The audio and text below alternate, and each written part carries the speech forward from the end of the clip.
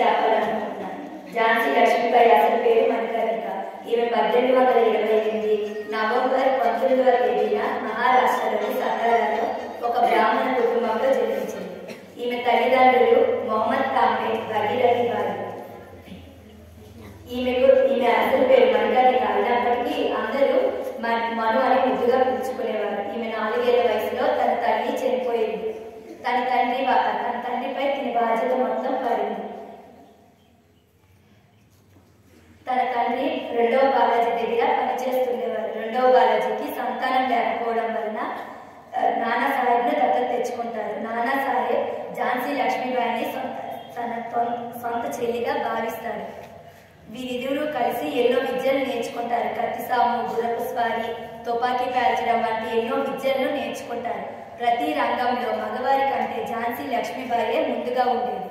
ఆమె 13 ఏళ్ల వయసులో ఝాన్సీ పట్టణానికి చెందిన గంగాధర్ రావుతో వివాహమైంది. ఝాన్సీ పట్టణానికి రాణి అయినందువలన తన పేరు ఝాన్సీ లక్ష్మీబాయిగా పేరు పొందింది. వారి పెళ్ళైన కొన్ని సంవత్సరాలకి ఒక అబ్బాయి జన్మిస్తారు. ఆ అబ్బాయి 4 నెలల వయసులో చనిపోవడంతో గంగాధర్ రావు అనారోగ్య పాలవుతాడు. గంగాధర్ రావుకి అనారోగ్యంతో ఉన్నాడని ఝాన్సీ లక్ష్మీబాయి బంధుమిత్రులందరూ ఒక అబ్బాయిని దత్తత తెచ్చుకోండి అని సలహా ఇవ్వడంతో బంధుమిత్రుల సలహా మేరకు ఝాన్సీ లక్ష్మీబాయి ఒక అబ్బాయిని దత్తత తెచ్చుకుంటుంది. ఆ దత్తత తెచ్చుకున్న మరునాడే గంగాధర్ రావు గారు చనిపోతారు. గంగాధర్ రావు గారు చనిపోయిన క్షణానికే అప్పట్లో బ్రిటిష్ గవర్నర్ అయిన డల్హౌసీ ఝాన్సీ పట్టణానికి వస్తారు. మన హిందూ సాంప్రదాయం ప్రకారం రాజు చనిపోయిన తర్వాత తన పుత్రుడు సామ్రాజ్యాన్ని రాజు అవ్వాలి. కానీ ఇప్పుడు దత్తత పుత్రుడు మీకు గంగాధర్ రావు గారి రక్తం పంచుకొని పుట్టిన బిడ్డ కాదు అని బ్రిటిష్ గవర్నర్ జనరల్ అంటారు. కానీ ఝాన్సీ లక్ష్మీబాయి దానికి ఒప్పుకోదు. కోర్టులో కేసు వేస్తుంది. కానీ దానికి ఏం లాభం లేకపోయింది.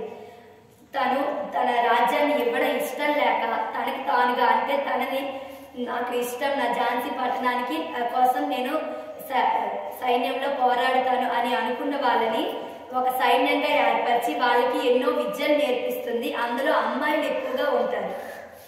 అప్పట్లో గొడవ జరిగే సమయంలో సిపాయి తిరుగుబాటు కూడా జరుగుతుంది. ఆ సిపాయి తిరుగుబాటులో ఝాన్సీ లక్ష్మీబాయి బ్రిటిష్ వారికి వ్యతిరేకంగా పోరాడాలి, మన దేశాన్ని మనమే నడుపుకోవాలి, మనల్ని మనమే పాలించాలి, ఈ ఎదుటి వారి ఇష్టంతో మనం బ్రతకూడదు అనే ఒక ఆలోచనతో సిపాయి తిరుగుబాటులో తను పాల్గొంటుంది. సిపాయి తిరుగుబాటులో పాల్గొన్న మొట్టమొదటి మహిళ మన ఝాన్సీ లక్ష్మీబాయి.